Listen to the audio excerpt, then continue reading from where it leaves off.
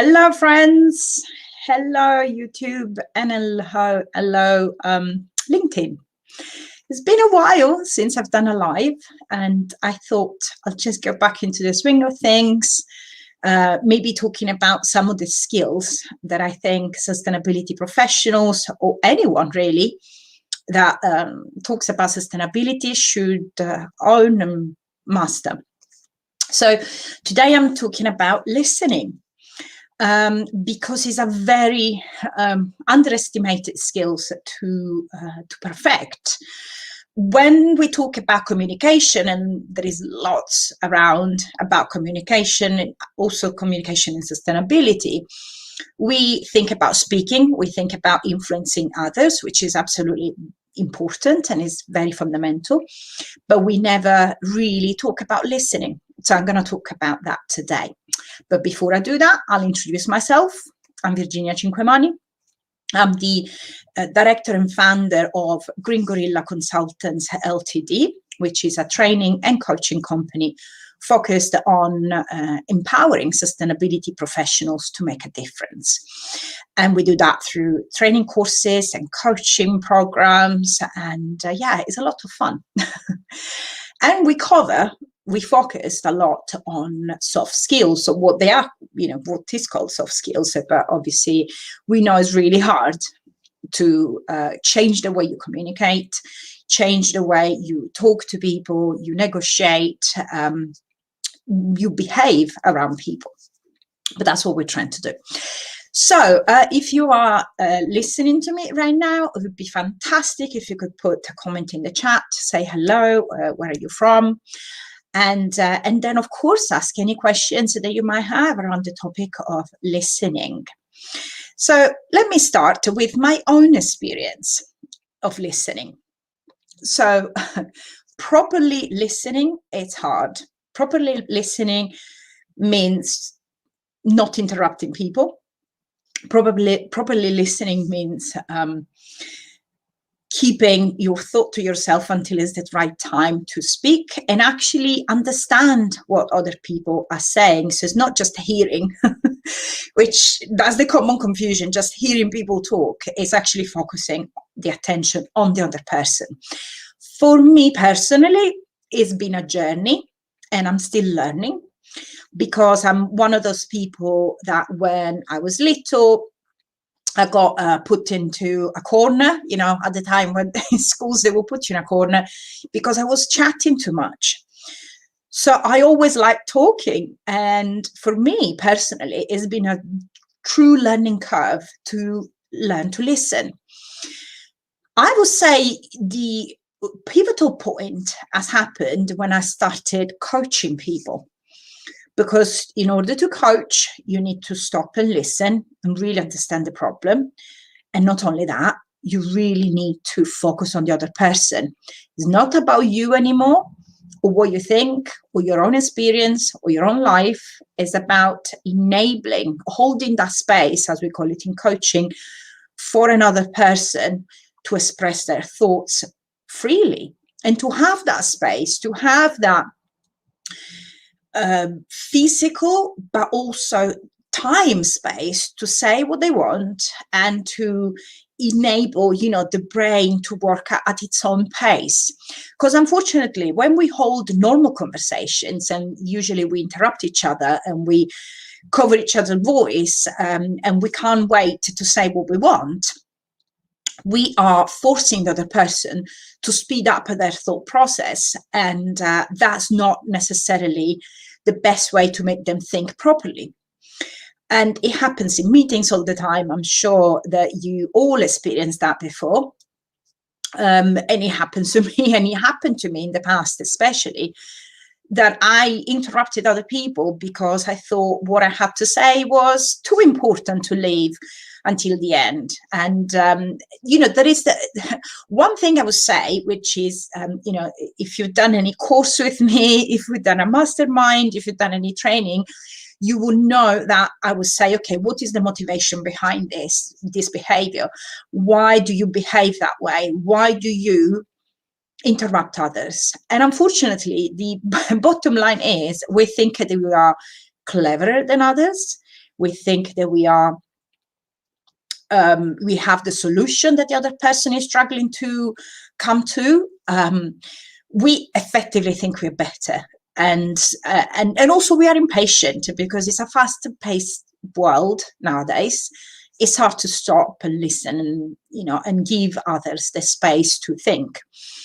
So unfortunately, the motivation is I'm better than you, and I might as well say what I think, because what you think or say is not as important. And of course, we don't think that rationally, but when we stop and think, maybe that's what's behind our urge to interrupt. Now, why is it important to listen, though? Because of course we haven't actually gone to the bottom of the question. Why is it important? I'd say the main reason why listening is important is because it builds trust a mutual trust between you and the person that you got in front of you. It connects us. And I'll give you an example. And I gave the example before, so forgive me if this is something you heard already from me. But I used to work in a place where one of the most senior officers would not looking you in the eyes when we were talking, because he was too busy tweeting. So he was on his mobile phone all the time, and while he was talking, even during meetings, one-to-ones, it doesn't matter, he would always be on his phone. He would always be scrolling and tweeting. And if you step into my shoes when that happened, you can think, you can feel how I felt, which wasn't great, because I felt diminished. I felt I didn't want to to open up.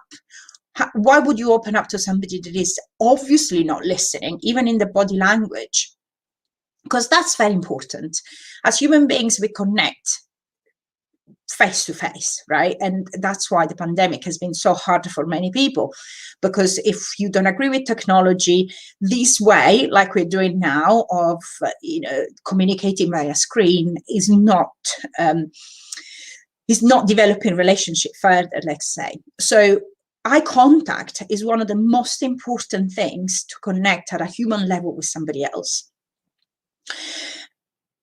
So if I'm not looking at you in the eye, I give the impression that I'm not listening, whether that's true or not.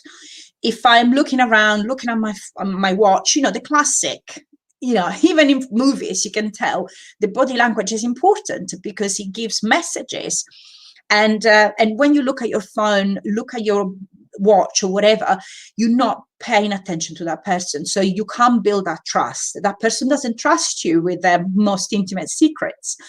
So the first rule really should be to use eye contact at least for 70% of the time. Of course, you don't want to stare like you are a crazy person, or a stalker, because that makes people feel uncomfortable. So obviously you need to balance the act out a little bit, but the majority of the time you should be looking at people in the face.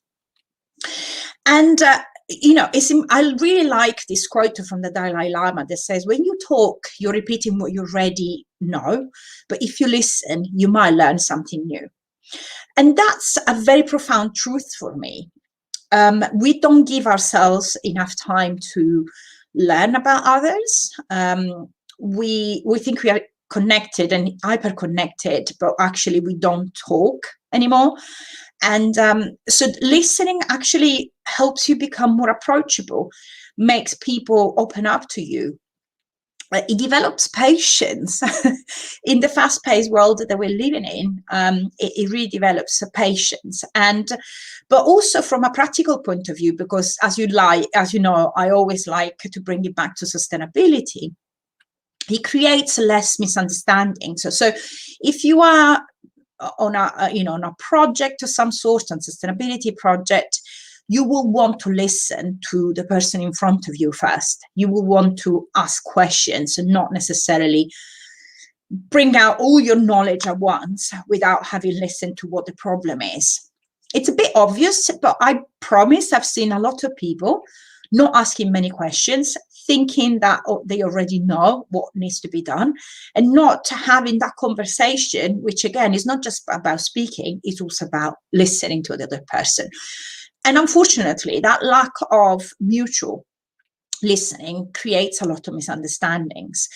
So the more you listen, the more you actively listen, the more you can spot issues and opportunities in the project that you're working on. It's important because if we can't understand deeply what's important for the person in front of us, whether that's a client or somebody you are talking to, and whether that is in sustainability or in any other area of life, then you can't help them. You can't serve them properly, and you can't sell them your sustainability ideas. Hey, Angie Paula, hello. Yes, I'm on live today. Yay! After a while, after taking a few weeks off, actually. So I have some practical tips for you, which hopefully are going to help. And also I'm going to share my screen in a minute and show you an infographic on active listening.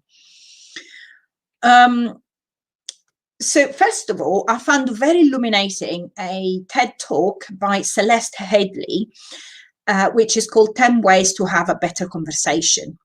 And it's one of those TED Talks that have millions of views. So maybe you've seen it already, but if you haven't, please watch it because it's great. There's a lot of storytelling in it, but also a lot of very practical, very, very down-to-earth examples of how you can actively listening, which means not necessarily just hearing, it means engaging in the conversation in a way that leaves that space open for the person in front of you.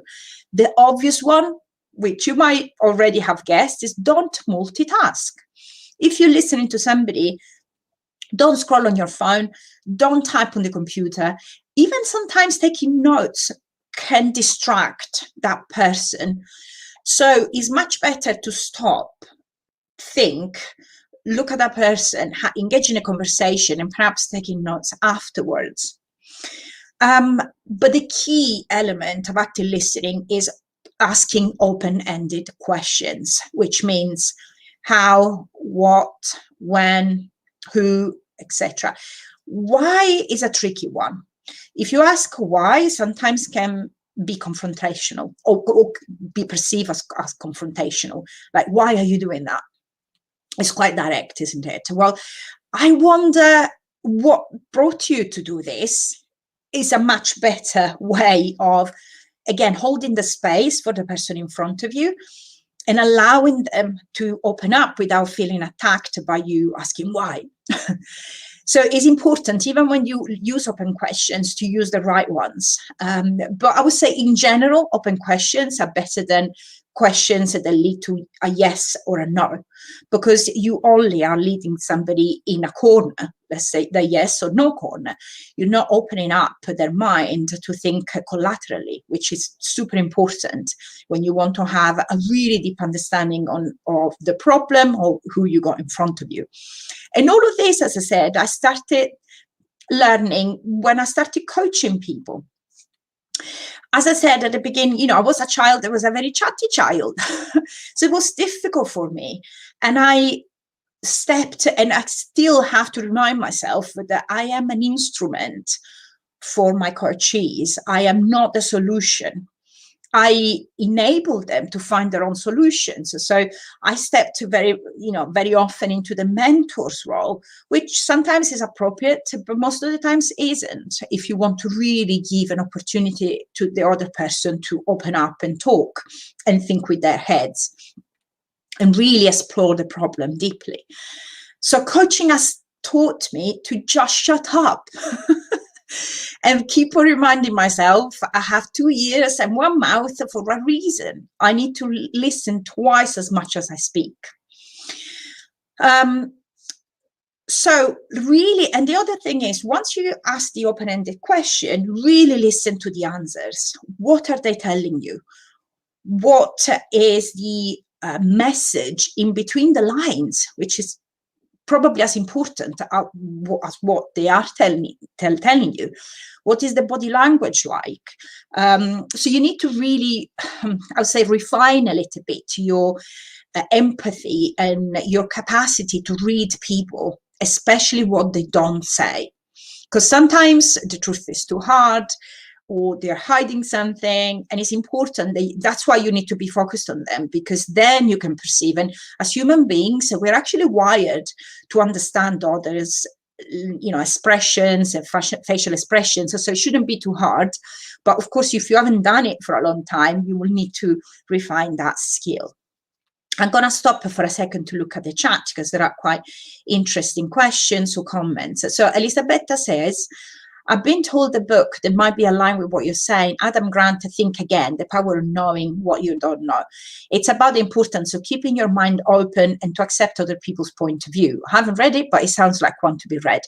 Absolutely, Elisabeth. And there is another one that is called Time to Think by Nancy Klein, which totally changed my world.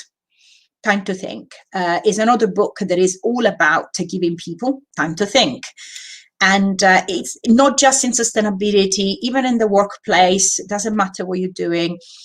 It's important to hold that space for people if you really want results. So it's actually for others, but for yourself as well, to do your job better. And Ajibola says, closed questions do not give the opportunity to learn or improve. Exactly. So as I said, you put people in a corner, but you put yourself in a corner too, because this is all the stuff that comes from your mind that you just ask for confirmation. But often there is a third way. I've also found out through coaching that often there is a third way. There are other ways of looking at something. There is, or even a fourth way. So if you say yes or no, it's just two. Well, if you ask the open question, there will be stuff that you can't even think about that the other person is thinking that can be useful for both of you. Which is important, of course. Now, one problem is when you're thinking about something, and it's easy to get distracted, okay? Human attention is volatile. So, for example, now I've been talking for 17 minutes. If you've been following from the beginning, probably at this point you're getting distracted, because this is as long as your attention can actually go, which is quite normal. But what do you do if you get sidetracked in your head, thinking about your dinner, thinking about your next meeting, thinking about a big problem you have in your life? The most practical way I can think of that you can overcome that is to have a piece of paper in front of you and write down the thought that came into your mind. Okay, I must buy, I don't know, potatoes because we haven't got any more. Write it down and go back to the person that is speaking to you. So your brain doesn't go in circles trying to remind you, remember the potatoes, remember the potatoes, remember the potatoes. It's important to just get it out of your mind on paper so you don't forget, and just go back and bring the attention back to the person. That's a technique that is taught in mindfulness. When a thought comes into your mind, you label it and you say, okay, this is just a thought, and you move on. In this case, you write it down so you don't want to forget, and move on. But you can do the same. You can label it and you can say, oh, okay, it's just a thought. I don't need to remember it if it's something that is coming to your mind, and just move the attention back. And that's okay. We're human. So distraction is part of it. One of the most important things is, of course, try not to interrupt. Now, this is difficult. This is difficult because we all have the urge of interrupting. As I said, the deep motivation will be probably you feel that your solution is better than whatever the other person is saying. And again, in this case, if it's something you don't want to forget, and you fear that by the time that person has finished, you will have forgotten, write it down. Or have, better still, before starting a meeting, have a quick checklist of things that you mustn't forget that you want to say. Then just wait for your turn. It's as easy as that. But very often people don't do it. And unfortunately, there is also a lot of power struggles happening in that case, when you have people of different ranks within the same meeting, for example, that feel entitled. People at the top feel entitled to interrupt people at the bottom. unfortunately, there is a lot of, very basic survival strategies going on there. But the easiest is do not interrupt. Just listen. If something comes to mind, write it down. Better still, have a list at the beginning so that you can say what you want at the time where you are entitled to speak. Another thing about listening, and in fact that interconnects with influencing other people, is paying attention to small talk. Now, I know it's difficult these days. So when everything is virtual, well, hopefully in the UK, we are starting to open up and maybe we will have face-to-face meetings again. But the small talk that you have when you arrive at a meeting, for example, how was your journey? How was your weekend? That sort of thing is important. So I know that sometimes it's boring to talk about the weather, but everyone does it just to break the ice, which is fine. But actually, small talk can help giving you an insight into the person you are in front of you. When that person is somebody that you don't know, that small talk might give you an insight into what they care about, whether it's their children, their pets, their allotment, whatever that is. Because coming to the time of you having to influence them, it's important to have listened to that information so that you can use it in a way, because one of the drivers will be perhaps something that they care about, their children, especially in sustainability. If they don't want to adopt sustainability, maybe you can go back and say, okay, I think somebody suggested at one point in one of my previous lives, if they care about beer and wine, with climate change, all of that is going to end. All of the wine and the beers are going to be more difficult to get by because of water shortages and crops disruptions and all of that.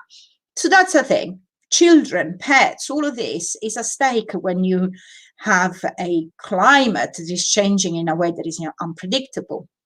So it's really important to understand and to who you got in front of you, and small talk can help you with that, to really connect to the values of the person in front of you.